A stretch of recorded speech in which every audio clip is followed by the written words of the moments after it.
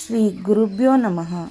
ಸ್ವಾತ್ಮಾರಾಮಂ ನಿಜಾನಂದಂ ಶೋಕಮೋಹ ವಿವರ್ಜಿತಂ ಸ್ಮರಾಮಿ ಮನಸಾ ನಿತ್ಯಂ ಶ್ರೀ ವೆಂಕಟಾಚಲದೇಶಿಕಂ. ಗುರುಭ್ಯೋ ನಮಃ. ಇಂದಿನ ಗುರುವಾಣಿಯಲ್ಲಿ ಸಂತೋಷ ಕೊಡುವಂಥ ವಸ್ತು ಮುರಿದಾಗ ಸರಿಪಡಿಸಲು ಪ್ರಯತ್ನಿಸಬೇಕು. ಒಮ್ಮೆ ಗುರುಬಂಧುವೊಬ್ಬರು ಕಾಲು ಮುರಿದು ಬ್ಯಾಂಡೇಜ್ ಹಾಕಿಕೊಂಡು ಮನೆಗೆ ಬಂದ ನಂತರ ಗುರುನಾಥರಿಗೆ ವಿಚಾರ ತಿಳಿಸಲು ಗುರುನಾಥರು ಅವರಿಗೆ, ನಿಮ್ಮ ಶೋಕೇಶಿನಲ್ಲಿದ್ದ ನವಿಲನ್ನು ಕಂಡರೆ ನಿಮಗೆ ತುಂಬ ಸಂತಸವಾಗುತ್ತಲ್ಲವೇ ಎಂದಾಗ, ಹೌದು ಗುರುಗಳೇ ಎಂದರು. ಈಗ ಅದು ಅಲ್ಲಿ ನನಗೆ ಕಾಣಿಸುತ್ತಿಲ್ಲವಲ್ಲ, ಏನಾಯಿತು ಎಂದಾಗ, ಆ ವ್ಯಕ್ತಿ ಹೋದ ವಾರ ಅದು ಕೈಜಾರಿ ಬಿತ್ತು, ಅದರ ಕಾಲು ಮುರಿದ ಕಾರಣ ಬಿಸಾಕಿದೆ ಎಂದಾಗ, ನೋಡಿ ಅದು ನಿಮಗೆ ಮೊದಲೇ ಮುನ್ನೆಚ್ಚರಿಕೆ ಕೊಟ್ಟಿತ್ತು ಎಂದು ಬ್ಯಾಂಡೇಜ್ ಮಾಡಿದ ಭಾಗವನ್ನು ತಮ್ಮ ಹಸ್ತದಿಂದ ಮುಟ್ಟಿ ಕಳಿಸಿದರು.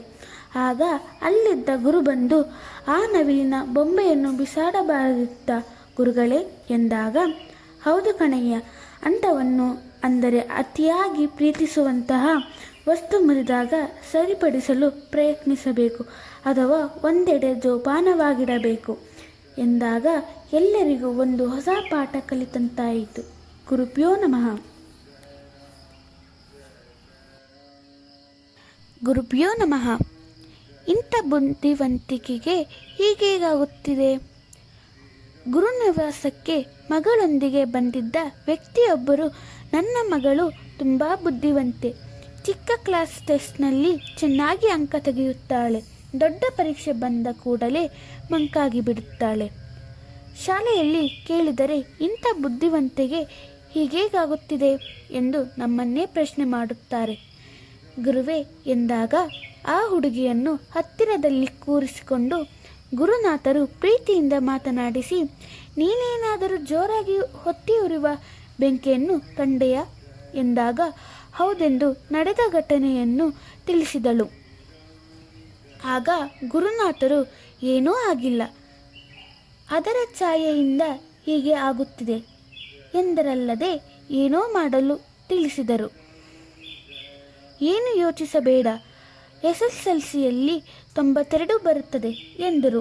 ಅದು ಅಕ್ಷರಾಂಶಃ ಸರಿಯಾಗಿತ್ತು. ಇದನ್ನೆಲ್ಲ ಕಂಡ ನನಗೆ ಗುರುನಾಥರು ಹೇಳಿದ್ದ ಒಂದು ವಾಕ್ಯ ಜ್ಞಾಪಕ್ಕೆ ಬರುತ್ತದೆ. ಅದೇನೆಂದರೆ, ಹೆಣ್ಣು ಮಕ್ಕಳು ಸ್ಮಶಾನಕ್ಕೆ ಏಕೆ ಬರಬಾರದೆಂದು. ಅವರ ಮನಸ್ಸು ತುಂಬ ಸೂಕ್ಷ್ಮವಾದದ್ದು, ಮನಸ್ಸಿನ ಮೇಲೆ ಬೇಗ ಪರಿಣಾಮ ಬೀರುತ್ತದೆಂದು. ಹಾಗೆಯೇ ಗರ್ಭಿಣಿ ಸ್ತ್ರೀಯು ನೋಡಿದಾಗ ಅದರ ಛಾಯೆ ಮಗುವಿನ ಮೇಲೆ ಬೀಳಬಹುದೆಂದು ಎಚ್ಚರಿಸುತ್ತಿದ್ದರು. ಗುರುಭ್ಯೋ ನಮಃ.